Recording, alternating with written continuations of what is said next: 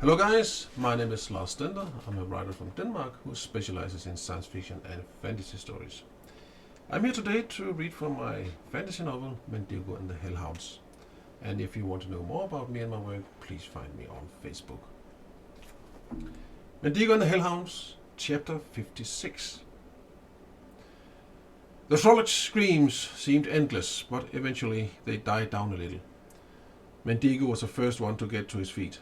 The others got up slowly and looked at each other irresolutely. Suddenly, Helena's eyes opened wide and she grabbed his throat with a collar which my terror had put on her, started flashing strange green light. "Oh, no!"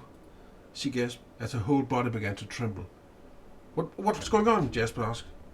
"Matera is calling for the hellhounds," Helena moaned as she fell down on the kitchen floor. She lay there, twisting and turning and rolled her head. Her hair was flying back and forth. Foam formed around her mouth, and her fingers and toes curled like gnarled roots, and her nails grew out, forming enormous claws. Black, bristly hair shot forth all over her skin, and you could hear the sound of bones creaking and gnashing as they were pushed about in their body. "My God! She's transforming!" Jasper cried, horrified. He and the others stared in dismay, but were completely powerless as they witnessed Helena's incredible transformation. In just a matter of minutes, there was not a single human trace left of her. Inside her frock was now a big, ferocious, black dog with ivory white teeth and red-hot eyes. With its claws and teeth, it tore off the frock with such fierceness that it made the boys and Gurner step back.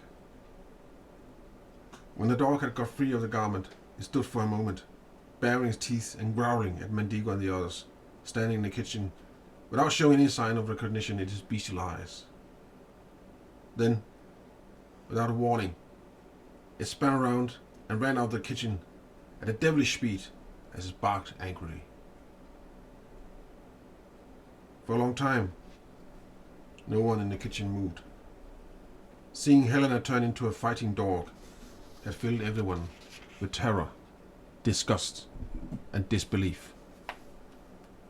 But Mandigo seemed to be affected differently. He stood up front, and his face wore a sad, dark, yet at the same time decisive look. "Is it okay to come out now?" a tiny voice said from one of his shelves on the wall. It was Mortarton. He had been hiding behind a pot of flour during the whole incident with Helena. He had been seriously afraid that she, in her dog state, would assume he was a cat or a rabbit, and just the right size for a snack between meals. "What do we do now?" Casper asked despondently. "Continue with our plan," Mandigo answered. I didn't know we had one." "Well, I do," Mandigo revealed as he calmly made his way to the door. The defense at Bloodstone was almost in place and ready for the attack when Mandigo went outside. The walls were manned, the catapults in the towers were loaded, the archers with their crossbows stood ready, and the oil was boiling. Mandigo couldn't see what was going on outside the fortress, but he could see that the sky was filled with Trollocs who, like living toothy swarms of omnivorous arrows, dived down to what he assumed was the enemy army. He could hear the soldiers' screams in the background when the Trollocs reached them, and he could just picture the chaos which the Trollocs' attack must have brought forth amongst the enemy army. He couldn't see Mortero or any of the other wizards or initiates, so he assumed that they were at the outer curtain wall, where they'd have a better view of the battle. That suited Mandigo just fine, because it meant that he'd have a little more time and space to carry out his plans. He started to run across the inner fortress courtyard in the direction of Gorgas' smithy. Halfway there he stopped abruptly when he saw the Dracoid blacksmith staring intently up at the sky. At first, Mandigo thought it was a flock of Trollocs Gorgas was looking up at, but when he looked up himself, he discovered that something completely different had caught the blacksmith's eye. The sun was high in the sky and seemed to be shining through a faint mist.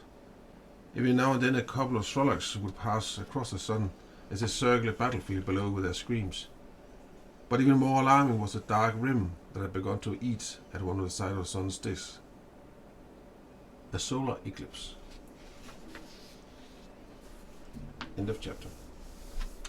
Dum dum dum dum. So, in other words, we're still in gun with the fight. Yep. Not much to ask. No.